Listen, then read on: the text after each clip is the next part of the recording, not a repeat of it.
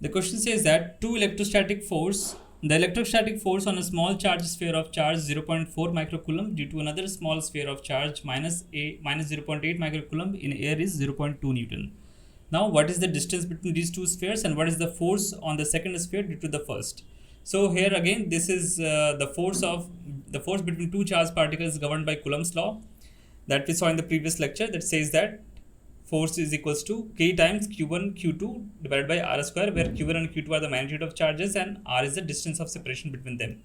And opposite charges attract each other and like charges repel each other. Now here we have been given two opposite charges, so the force will be attractive in nature. We have been given the magnitude of force between them, that is 0.2 Newton, and we have been also given the value of Q1 and Q2, that is the magnitude of charge on those small spheres, that is 0.4 microcoulomb and minus 0.8 microcoulomb.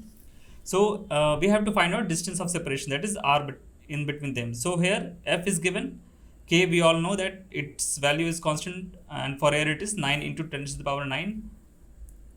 Now Q1 and Q2 is also given, and R we have to find out. So we can, after substituting this in the given equation, we get the value of R as 12 centimeter.